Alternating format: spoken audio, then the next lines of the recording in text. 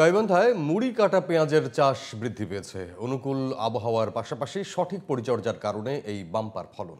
ব্যয় বাড়লেও ভালো ফলন হওয়ায় লাভের আশায় কৃষক। গাইবান্ধা প্রতিনিধি গোপাল মোহন্তর রিপোর্ট, জানাচ্ছেন কিরণ মোস্তফা।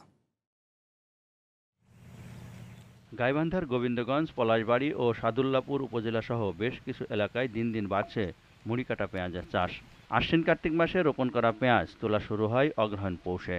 শীতের শুরুতেই পেঁয়াজ পাতা সহ বিক্রি হলেও পরে বড় বল হওয়ায় মুড়ি কেটে বিক্রি করেন কৃষকরা। শুরুতে ভালো দাম পেলেও সার ও বীজের দাম বেশি হয় উৎপাদন খরচ বেড়েছে। খরচ তো এবারকার অনেক বেশি, ৬,০০০ টাকা বেতনের দাবি। তারপর সারের দাম বেশি, ওষুধের দাম বেশি। সার আছে, হাল আছে, কিষান আছে, ৫০০ টাকা কামলা। একটা কামলা ২০০ জন যেতে পারে না, প্রচুর খরচ। কৃষকরা বলছেন, অনুকূল আবহাওয়া এবং সঠিক পরিচর্যা করায় এবার মুড়ি কাটা পেঁয়াজের ফলন হয়েছে ভালো। বাজার দর ভালো হয় লাভের আশাও করছেন তারা।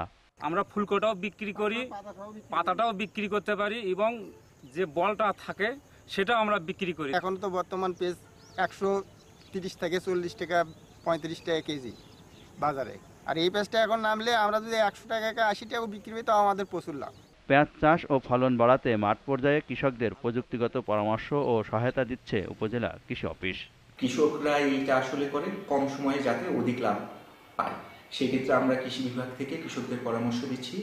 আমরা শাকসবজির পাশাপাশি তাদেরকে মুড়ি কাটা পেঁয়াজ চাষ করার জন্য উদ্বুদ্ধকরণ করতেছি। আমরা আশা রাখতেছি কৃষক যদি এটা অতি তাড়াতাড়ি ফলাতে পারে, তাহলে কৃষক অবশ্যই লাভবান হবে। চলতি মৌসুমে জেলায় ১৯৪৪ হেক্টর জমিতে মুড়ি কাটা পেঁয়াজ চাষ হয়েছে। হেক্টর প্রতি ফলন ৮ থেকে ৯.৫ মেট্রিক টন। কিরণ মোস্তফা, জিটিভি নিউজ।